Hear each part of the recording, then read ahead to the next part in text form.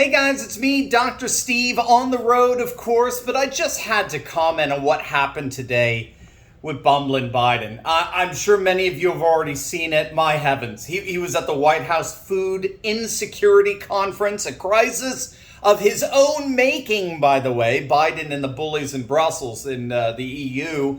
According to the World Bank, they're putting more than 300 million people around the world in a position of what's called food insecurity, precisely because of these idiot sanctions that they've placed on Russia. So Europe is going to freeze this winter and 300 million people might starve. But hey, it's all worth it because rah-rah democracy or rah-rah Ukraine or whatever. And this head cheerleader in all of this is, of course, Joe Biden. And that head cheerleader today demonstrated to all the world his cognitive health.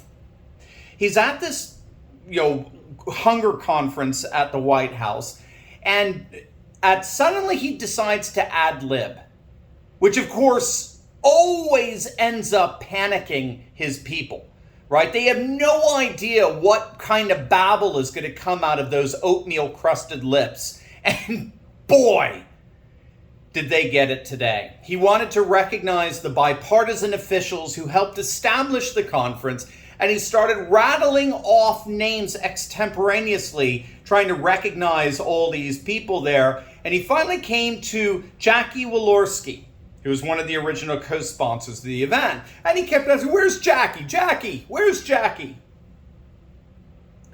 Gang, to put it bluntly, Jackie is 6 feet under. Jackie died last month in a horrific car accident that killed her and 2 of her staffers. And here's the key. Everyone knows that. Joe Biden knew it. He knew a congresswoman was killed just weeks ago. The problem, and the whole world saw it, the problem is he forgot. Now, there's no way of spinning this. Not even the borderline illiterate liar for hire White House press secretary Karine Jean-Pierre, not even she could do anything with this. I mean, the amount of absurd spin she tried to come up with it made the whole situation even more absurd. When she was asked about it today, I kid you not, she said that because of the event, the solemnity of the event, Walorski was on the top of Joe Biden's mind. He was thinking about her all day long. To which the reporters asked, well, we understand she may have been top of mind, but why was he looking for her? You're acting as if he knew she were dead. He missed her. He wished she could have been there with him. If that's so, why was he expecting her to be there? And so the reporter asked, the confusing part is why, if she's and her family at the top of mind, why does the president think that she's living and in the room? And this liar for hire, Karine Jean-Pierre, had the unmitigated gall to say, and again, I kid you not, she did in all seriousness, well, I don't find that confusing. To which the reporter responded, well, I've got John Lennon top of my mind about every single day, but I'm not looking around for him. Look, the White House knows, that's why I call her a liar for hire. The White House knows what happened today. Make no mistake, they are fully aware of what happened. This took Biden's propensity to finish his speeches by turning around and attempting to shake the hands of people who aren't there, who don't exist. This takes it to a whole new level. The whole world just saw the President of the United States act as if a dead person, a person he knew was dead, he acted today as if she were still alive. The whole world saw a president, however briefly, who was not in touch with reality. This was not an honest mistake. This was a man who was cognitively removed from reality. And the whole world is seeing it as we speak. So what is going to be done about this? Well, if you're Democrats, you're going to begin circling the wagons big time, and we're already seeing it. CNN, of course, already published a panic piece entitled "Joe Biden's Latest Gaffe Plays Right into Republicans' Hands." And this guy, he just goes on to whine and complain how Biden's gaffe is helping Republicans and their accusations that Biden has lost it. That's because it wasn't a freaking gaffe. Calling out the name of a dead person as if they were still alive and in the room is not a freaking gaffe. It's indicative of senility.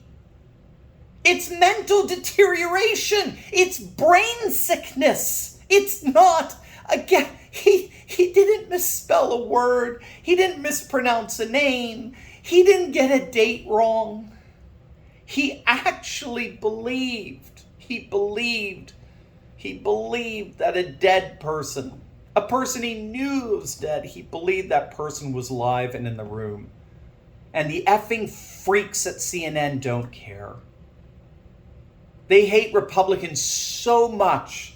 They'd rather have someone literally withering away in the office as long as they've got a D next to their name. I do think this is going to severely hurt the Democrats in the midterms. They're already doing everything they can to run away from Biden. They've been doing that for the last several weeks. Notice he's not campaigning for anyone. Literally no one. No Democrat in the nation wants Biden anywhere near them. And yet, not one of them will say what needs to be said here, that this guy has to step down, and he has to step down immediately. At the very least, he needs to take a cognitive test, and the results have to be made public to see if he needs to step down. But they'll probably fabricate that anyway, regardless.